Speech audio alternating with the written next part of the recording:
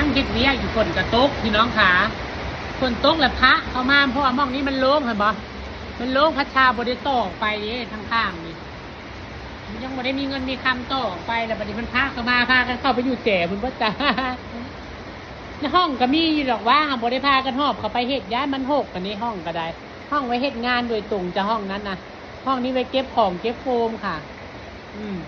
มองเฮ็ดเวียกกับพี่หกกับพากันนั่งเฮ็ดอยู่ใต้ตารางเงินนะคะพี่น้องขาคนกระพะเข้ามามึงเปียกเลย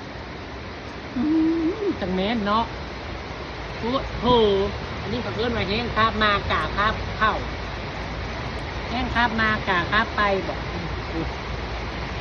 ปล่อยนักเล่นน้ำค่ะฝนตกเอานักมาเล่นน้ำนะคะพี่น้องขาเข้าช่อนักให้เสร็จคืนนี้ค่ะสีงามบอกคะช่อนักสีเหลืองเฮ้อค่ะหรือว่าเหลืองดอกคูณค่ะใบสี1 ชั้นใบสีสู่ฟันกระเสียนค่ะงามเนาะสีเหลืองกระดาษเพิ่นเด่นนะตูมจะของอีกแล้วเอาไม่เบื่อไงตูมพี่น้องบรรยากาศทำงานคืนนี้น่าจะเที่ยงคืนแหละจะได้นอนจ้ะฝนจ้าตกได้ตกดีตกแค่กกว่าอันนี้กกกระบือแยกไว้ลูกค้าสั่งเดี๋ยวนี้ค่ะนี่ลูกค้าสั่งกกใหญ่พร้อมไซส์งานแยกไว้จะไปส่งให้ลูกค้าวันศุกร์คุณละ